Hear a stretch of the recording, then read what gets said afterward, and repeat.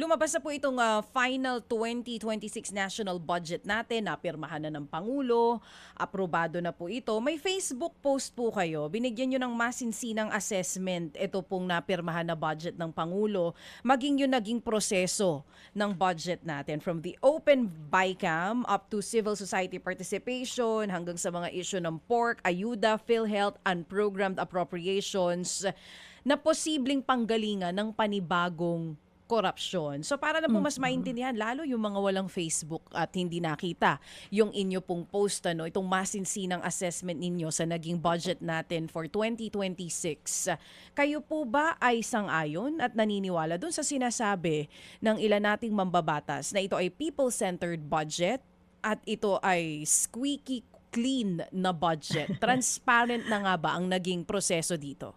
Alam niyo, DJ Chacha, nakakatuwa nga po, no, at inadopt ng Kongreso yung sinasabi nating open BICAM. To the extent na nakita natin to at na live stream ito. Pero sinasabi natin na marami pa rin kakulangan kasi halimbawa maraming kagulat-gulat na nangyari na pag-increase ng mga ilang items na halimbawa yung mga ayuda, yung MAIFIP, na yung final budget dito ay mas malaki pa dun sa sinuggest ng House, sa original na sinuggest ng Senate, pero hindi na paliwanag kung anong basehan o anong pang-uusap ang nangyayari at biglang naglakihan itong mga tinatawag na ayuda programs.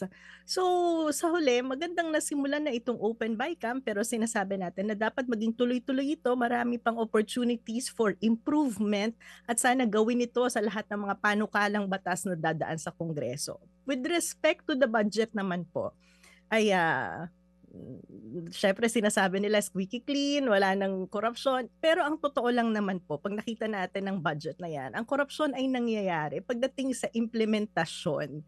Dahil pag sinusundan natin yung mga diskusyon, binanggit na nga ito sa Senado nung pinag-iimbestigahan itong mga korupsyon tungkol sa infrastructure projects, no? Na ang mga infrastructure projects natin, nasimulan pa lang yung pag-identify ng mga politiko dyan, nasa NEP pa lang, doon sa National Expenditure Program, sa planning pa lang, na-identify ng mga allocable ng mga congressman at senador. At lumusot yan sa budget na hanggang ngayon ay hindi natin alam. At hindi dahil sa naisingit na yan sa budget ay tapos na yung usapin ng pork barrel. Nangyayari po yung korupsyon sa pork barrel sa mga ayuda programs na yan dahil pinapayagan ng executive branch, ng ating mga ahensya na makialam ang mga congressman at mga senador. Inaayaan ng mga ahensya natin na ang mga congressman at mga senador ang mag-distribute ng mga programang ito. Kaya minsan po parang ang sarap pakinggan na sinasabi nila na ganyan na yung budget, na sinasabi ng Pangulo na babantayan nila itong maigi.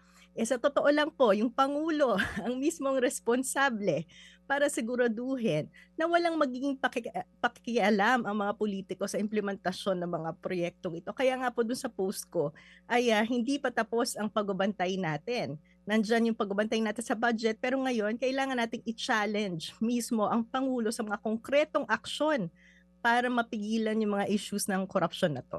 Mga kapatid, brothers and sisters, saan ka pa? Dito na tayo sa totoo.